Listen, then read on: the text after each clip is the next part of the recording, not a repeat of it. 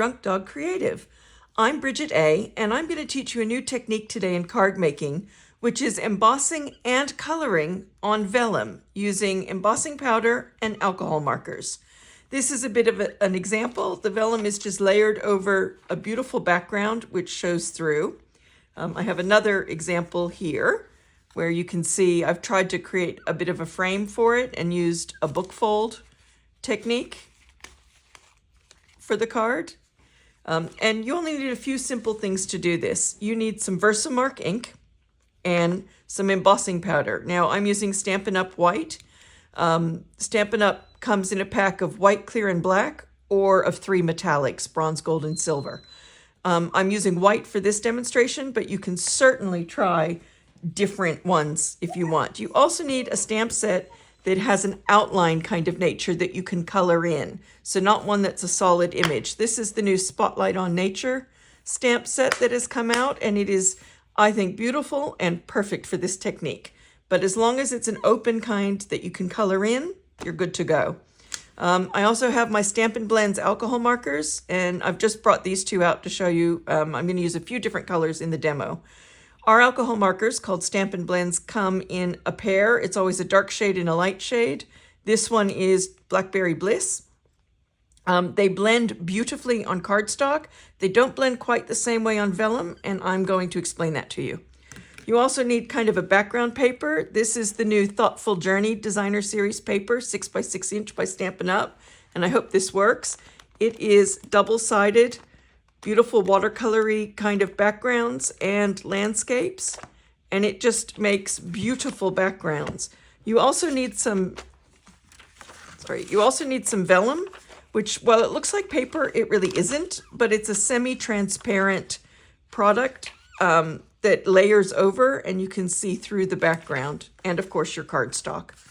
So I'm going to get started and show you how to do this.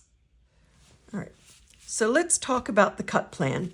You need a piece of cardstock that is 210 millimeters wide by 148 millimeters tall, scored at 105 and folded in half.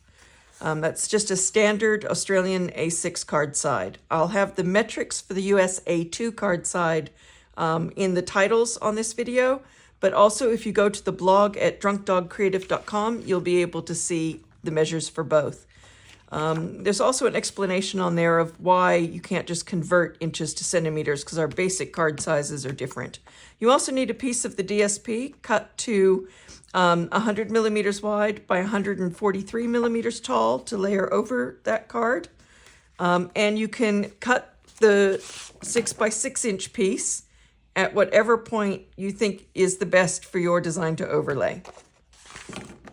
Then you need a piece of vellum to go over that. And my vellum is 90 millimeters wide by 133 millimeters tall. And that's going to overlay the middle like that. And then I have a piece of white cardstock for the inside, which is 95 millimeters wide by 143 millimeters tall. 138 millimeters tall to go on the inside as a writing space. So that's your cut plan. So let's talk about how we emboss and color in this piece of vellum. All right, I'm going to take my first stamp and I'm going to put my Versamark on it. I'm just going to tap it all over. You don't want to press too hard because you don't want the ink on the edges, because if you rock it, it will give you an outline you don't want. So there's the Versamark, and I want this a little bit off the edge and kind of angled. Stamp there, pick it up. Then I'm going to take the butterfly from the set.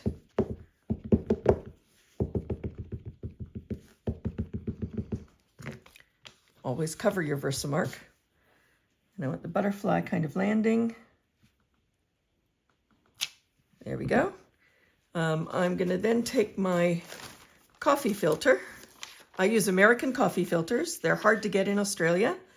So I load up when I go visit friends and family in the US because it's anti-static, but use whatever you normally use. It's my Stampin' Up! White embossing powder. White works best with this technique, but you can experiment with all different types.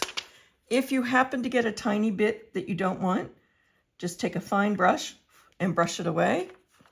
Set that aside. And because this is anti-static, I can pour it back into my jar without any of it sticking to the coffee filter, which means I won't cross-contaminate future jars if I forget to swap or brush it off. All right, so let's put those out of the way. I'm going to set this with my craft heat tool, so be prepared for a bit of loud noise. All right, that's set. Now the trick to coloring this in is use alcohol markers. Our Stampin' Blends are perfect. On vellum, they don't blend the same way they do on cardstock. Sorry, that's the dogs. They don't blend the same way they do on cardstock, but they do blend a little bit. But the trick to this is to turn the paper over and color on the back, because then you can stay in the lines and it'll contain it. If you do it on this side, you'll go over the white and it won't look right. So color on the back. I'm going to start with the leaves. I'm going to start with the light color first. And I'm just going to fill the leaves in, staying inside that outside line.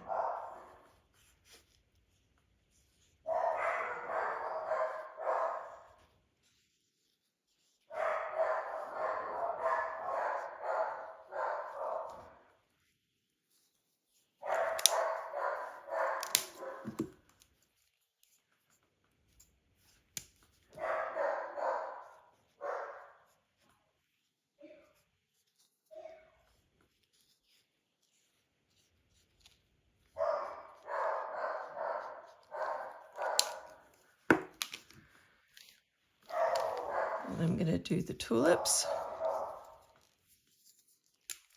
All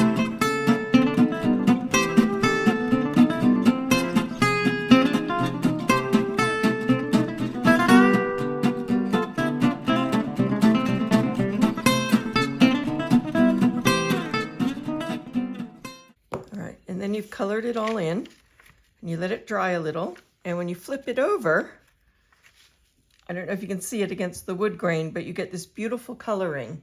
Now, if I hold that against a piece of colored paper, you can see it better. This is what I'm going to use as the background for this particular card. I kind of want to put it there so that you can see it against the background, how beautiful that is. And it just adds this soft, beautiful color and embossing to your card background. So now that we have our vellum colored in, and you can see even against the white how pretty that looks, but when I layer it over this cardstock, it's going to look, it's just going to pop beautifully. You can see how that's going to work. Now the problem with affixing vellum to your DSP is that anything you use to affix it is going to show through because it's transparent. So I'll give you some examples. I glued this down and I put a frame around it kind of as a last minute thought to cover the glue line, and it didn't work. So this one is not a good card to go out. The whole design worked except for the affixing part. You can see, I don't know if the camera captures it, but the glue really shows through and the vellum bubbled when I tried to put the frame over it, which is not great. Just a standard book fold. I love this fold. I think it works well, but this part didn't. So learn from my mistakes. This was my other attempt. I actually made an easel fold card. So this is one that opens this way or stands up that way rather than opens the more traditional way like this one. The problem was I'd already done the image. If I had thought, I would have moved the image down more because what I did is I took a small hole punch and punched 2 holes through both the DSP and the vellum, and then I put a bow and ribbon holding them together and glued the ribbon to the back of the DSP. It's just too high up, and I think it looks out of balance. Maybe some people would be perfectly happy with that, but I'm really not. But if I had moved the image down a little more and put that down a little more, I think this would have worked well. But that's one way. It just attaches it. The other thing you could do is take little brads and put hole punches and put the brad through to hold it. That would probably be a really clever idea too. But I want to show you a technique for affixing it that I think could work quite well with this type of design where you've stamped an image. So you remember when we colored on the back, we could color on the back because as long as we stayed inside that outside line, it doesn't show on the front. And if you try to color in from the front, you color over your embossing powder, and the embossing powder will take on the color of your alcohol markers. So we colored on the back. Well, gluing will be very similar. If you put little dots of glue, because you don't need a lot to attach this, where there is only the white, the glue shouldn't show through the white. If you put it where there is only the color, it's still too transparent. So I have got my fine tip glue pen from Stampin' Up. And I use this for delicate things. It's got the little pin built into the lid. Let me give you a tip for this. Most people have a hard time getting that little pin. I don't know if you can see it. Let me put a darker background. If you're getting that little pin into the tip. So let me give you a tip. Oh, that was not intended. So sorry. Terrible pun. Lean the tip against your finger and guide the pin in along your finger. And then it just goes in.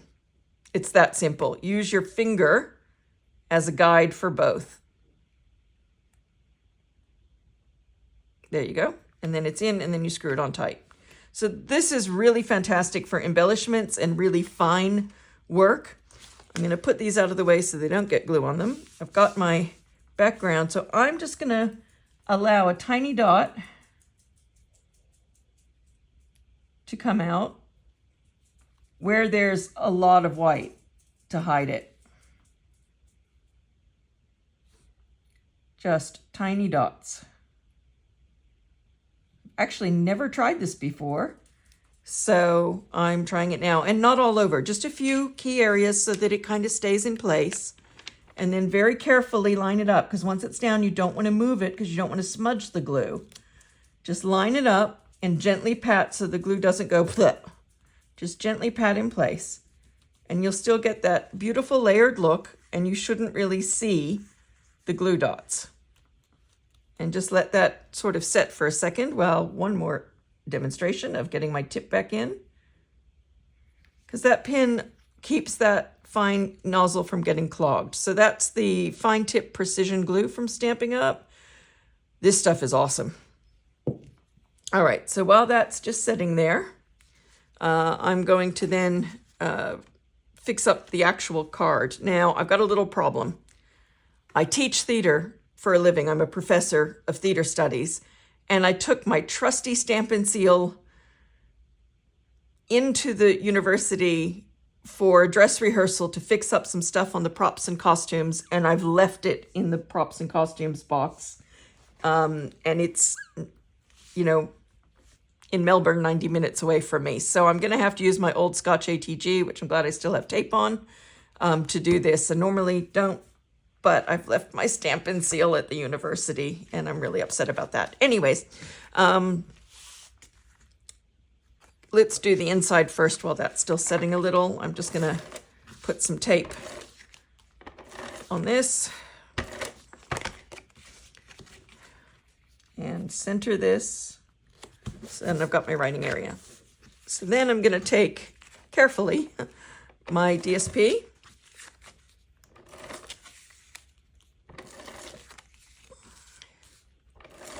There we go. That hasn't moved. And I'm going to place it on the front. Try and line it all up. So this is where you can now add a sentiment or some embellishments like little, adhesive gems and dots. You could add a sentiment inside. You can see for this one, I did this little circle and embossed it with the white powder for a stamp that says Hello Friend. That's from the new Keeping Tabs set, the Hello Friend. This is really cool because it coordinates with either a punch or dies. It's your choice in the bundle, if you get the bundle, to make all these tabs with all these little notes. And I just love that little Hello Friend. But I cut it out with the Spotlight on Nature dies, which, if you remember the set that I used to create that flower, these coordinate together. Now the pack comes with 2 whole sets of these. So you get 2 sets of circles of different things. I just pulled one out for now.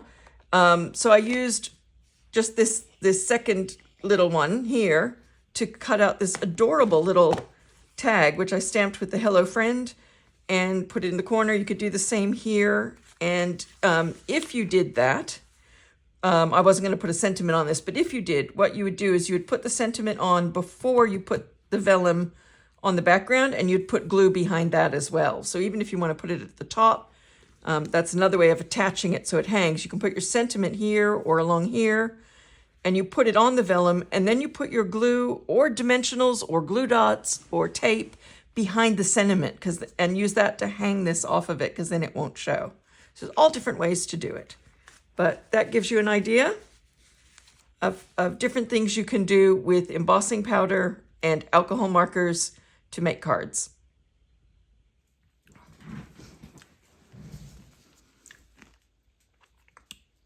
Okay, I'm back with one more idea. I mentioned that you could use brads to attach it at the top, so I decided to go ahead and make one more.